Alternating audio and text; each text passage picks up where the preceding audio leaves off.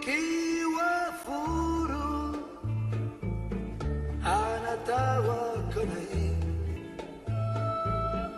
Yuki wa furu. Une semaine, oui, bien sûr, bien sûr. Alors vous allez voir, c'est une technologie de pointe, donc on s'est adressé à Yann Lavoie pour nous parler de ça. Alors déjà, je vais corriger votre langage. On ne parle pas de neige artificielle, mais de neige de culture. On ne parle pas de canon à neige, mais d'enneigeur. D'accord? Donc ça change tout. Mais voilà en tout cas les termes que vous entendrez dans le reportage. Nous sommes allés du côté de Val d'Isère, qui est la première station à s'être servie de canon à neige dès 1986. Bien sûr, il y en avait beaucoup moins qu'aujourd'hui. Là, il y en a quand même maintenant énormément, ce qui assure quand même d'avoir 60 cm de neige à peu près pendant toute la période d'hiver, même quand il n'y a pas beaucoup de neige. Donc c'est vraiment très utile. En fait, c'est quoi? C'est de l'eau qui sort des petites buses et avec le froid, il y a des petites bulles de neige qui se forment et qui retombent au sol. Alors c'est ce qu'on appelle et c'est de la neige artificielle. Voilà, c'est ça. Comparativement à la neige. Ce serait plutôt de la neige de culture. Oui, mais qui, par rapport à celle qui vous tombe dessus. Voilà. À vous dire ça aussi à la météo. De la neige de culture. Alors, ce qui est intéressant, c'est que bon, on voit ça sur les pistes quand on skie, on se dit bon, bah oui, c'est un canon à neige, voilà.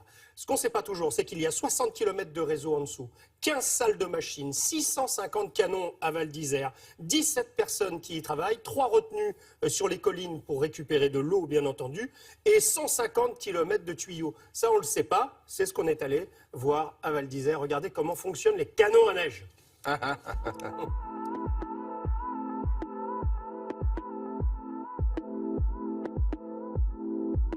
Val d'Isère a vraiment construit une expertise neige au fil des années, notamment grâce à son histoire de ski de compétition depuis plus de 60 ans maintenant.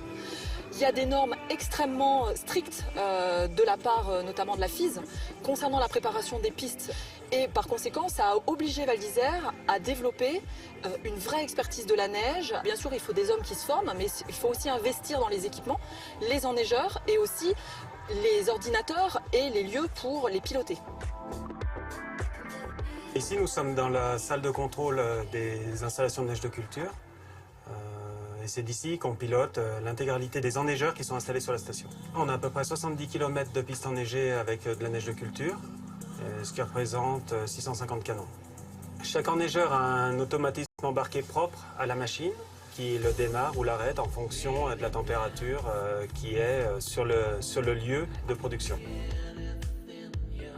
L'enneigement de culture nous permet de créer vraiment une sous-couche qui de toute façon permet ensuite à la neige naturelle de venir se poser et de durer tout l'hiver.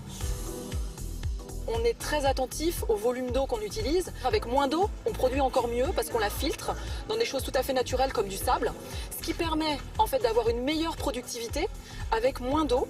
Également, on travaille sur la technologie des têtes des enneigeurs, c'est-à-dire en filtrant encore mieux cette eau-là, ça permet aux enneigeurs de beaucoup moins tomber en panne, de mieux produire. Pour fabriquer de la neige de culture, on a juste besoin d'eau, d'air et de froid. Donc à l'aide de la buse qui est ici, on fabrique le noyau et ensuite autour de ce noyau, on rajoute de la chair et à l'aide de la buse centrale, on pulvérise plus ou moins d'eau sur cette bille afin de faire grossir le flocon. Ce qui a permis de faire avancer la technique et les rendements de production de neige, ce sont l'automatisme et la précision aujourd'hui des équipements dans la gestion et du dosage pour fabriquer la neige. En fait, on transfère une partie de l'énergie qu'on mettait dans l'air comprimé avant dans la pression d'eau.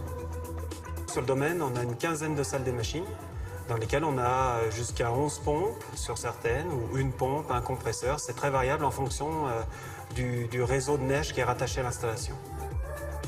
L'atelier de la neige est enfoui sous le départ d'une télécabine et par conséquent ça permet aussi de ne pas avoir des petits bunkers un peu partout sur le domaine parce que les gens viennent profiter de la montagne et ils ont envie de voir les beaux panoramas naturels et pas finalement toutes ces installations. Ce qu'ils veulent juste, c'est du plaisir. Voilà. Il n'y a pas d'additif, ce qui veut dire que Val d'Isère et Tignes ont une certification qui s'appelle tourisme durable. Donc c'est quand même intéressant, c'est de savoir que voilà, il n'y a pas d'additif dans ce qui est projeté, donc il n'y a pas de saloperies qui vont rester ensuite dans la terre.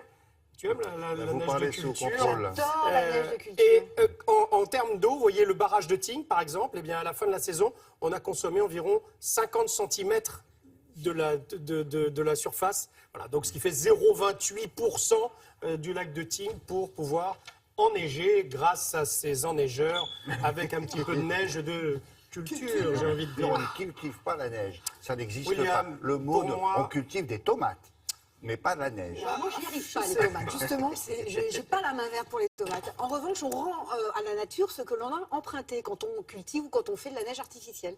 De culture. Oui, de culture. Voilà. Pardon. Vous discuterez de ça à Ok, la d'accord, machine, moi, j'y vais, à parce que- café à oui, tout oui, à l'heure. ok. Allez.